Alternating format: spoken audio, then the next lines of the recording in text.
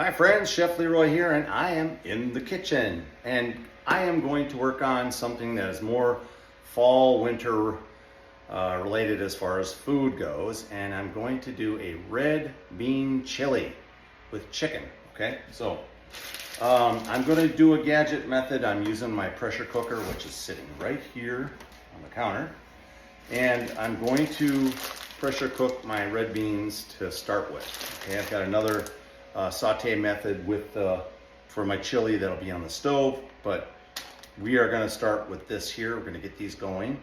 Now I haven't cooked the red beans before, so I'm going to go off of my one of my older recipes with black beans. I'm going to cook these at about 40 minutes on high. Okay, now this is a 20-ounce package. So these are Central American red beans. Got these at a Mexican market. Again, it's a 20-ounce package, so I'm kind of building my recipe around that. But anyway, let's get the beans into the pot and show you what to do next. Okay, I got my pressure cooker on, plugged in. I'm gonna go ahead and drop the beans in here. Now, always rinse your beans, and one of the biggest reasons to rinse them is you're looking for anything foreign in here that may not be a bean, okay? Sometimes when they're doing this harvesting, they can pick up little rocks at times, but I didn't see anything in there that looked abnormal, but you can see here, there's even a black bean in there. But that's one of the reasons why you want to rinse them. All right, so we are going to add chicken stock to this. I'm gonna use 1 quart, which is 4 cups. You want the beans to at least have enough liquid over the top. What I'm going to do is add another 1/2 quart or 2 more cups to this, so it has enough water, or I should say liquid. That should be about half. Now you can do these just with water, and you can, if you don't have chicken stock, you can use a base, that's fine. I don't typically use broth, and the reason I don't use broth is because it's got more salt in it, all right? And then as I get this going and we're getting this ready to go, I'll go over the recipe that I'm using to make my red bean chili. So go ahead and cover. Make sure you seal your top. It's on high. Set it to pressure, and I'm gonna set it to 40 minutes. Now everyone has a different type of pressure cooker. This one happens to be an older one now. This is the fast slow cooker from Breville. I've had this for quite a few years now. All right, I'll go ahead and hit start. And there we go. And then I'll show you some of my other ingredients here, okay? So again, I'm using chicken stock, as I said. We have in here, I've got 1 medium small yellow onion. It's about 2 cups. I've got 1 medium medium to small red bell pepper. You can use whatever color you want. I've got a small to medium sized green pepper. I got a medium sized jalapeno. Again, these are all seeded, and what I do with the jalapeno is I dice it up pretty small. These are all cut a little bit bigger. I call it a medium dice. And then I got 2 cloves of fresh garlic. You can use minced. I guess if I used minced, I'd probably use 1 tablespoon, but this is 2 fresh cloves. Okay. In this bowl, I've got 1 tablespoon chili powder, 1 tablespoon cumin powder, and then I've got a 1/4 teaspoon of cayenne pepper. We also have a can of tomato sauce.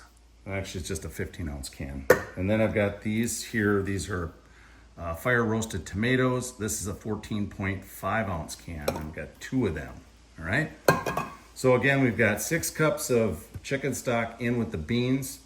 And now and that liquid, it will all go into the chili, and then we'll have to determine how much more liquid we need to finish our chili. So that's gonna be the determining factor. And then we also have to taste it to see how the salt level is. All right, I'm gonna get this vegetable over to the stove and get working on it.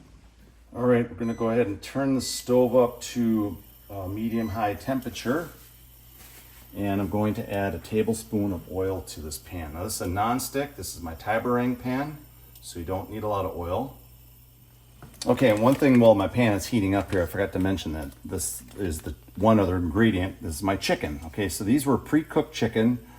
I did these back in July, And this is a smoked paprika and onion chicken. That's not very important, but that's the flavor that I used on this.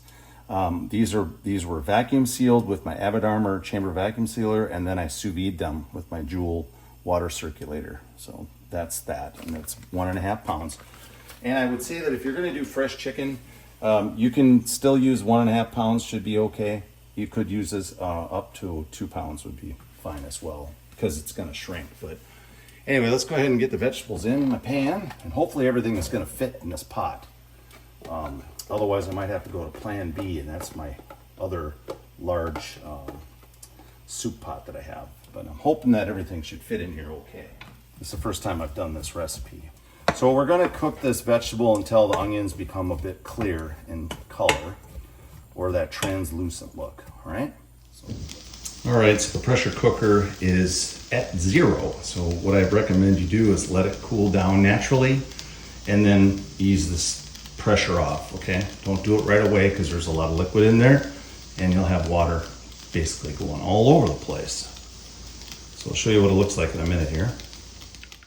Okay, I've added the chicken to the vegetables. Now, if you're gonna cook raw chicken, I would saute it right with the vegetables in the beginning of all this, okay? I have cooked chicken, so I'm using that, but if you were doing raw, I would cook it, down with this, and make sure your pieces are nice and bite-sized. Okay, the pressure has been released. So turn your lid. A little liquid going in there. Good. So if they're not soft enough, you might have to cook them a little bit longer. I was kind of guessing on this one a little bit. I feel like they're good though. I'm gonna cook them while with the vegetables and chicken. You know what? Yeah, they're pretty chewy. All right, so back on the lid. Cover that up and go ahead and close your valve. Let's plug it back in. So I guess I could have cooked it for about 50 minutes. That would have been right on the money, I think. So let's go ahead and cook it for 10. All right, pressure cooker is done and pressure is released. So go ahead and pull that cover off again. I think they're good to go. They got just a little bit of chew to them, but very little. And like I said, I'm gonna be cooking these with my vegetables. So pull the pot out. All right, let's go ahead and dump our beans right in there.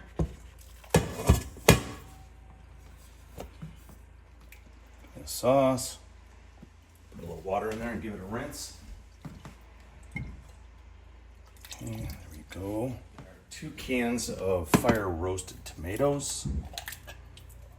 So usually I use Hunt's products. I could not find the roasted red tomatoes, fire roasted ones, so I had to use these. These are an organic one, which are more expensive, I'm gonna tell you, but that's that right there. And we look pretty full, guys. So I think I'm gonna flip this into a different pan. I think this is gonna be too much. All right, everything's transferred into my larger pot. I'm gonna go ahead and add my seasoning. Again, that's chili powder, cumin, and cayenne. Mix that in. The remainder of this chicken stock. Now that's gonna put us to 2 quarts of liquid to make the chili. All right, guys, let's just let this cook and get back to you in a bit. All right, guys, I'm back at my pot of chili. And after bringing it up to pretty close to a boil, I dropped it down to a low simmer and I cooked it for 2 hours. Now I have not added any additional liquid and I have not added salt. I really don't feel like it needs a salt. I think it looks really good. And again, that pressure cooking the beans really speeds this whole process up. But you know what? Don't try to rush it. Chili is so fantastic to just slow cook, and it just is such a good dish. Now, I'm actually gonna serve it with some cornbread, and I've got some queso fresco that we're gonna use, and also some sour cream. Plus, I got a couple different hot sauces at the table. Anyway, I've got my bowls right here. I'm gonna dish it up in a few minutes here, and I'll take a picture of it. You can see what the final dish looked like. If you like the video, please hit that like button. And please subscribe if you haven't subscribed up to this point. They just let you know when a video has been dropped by me. Otherwise, you guys have a fantastic day. Chef Leroy and out.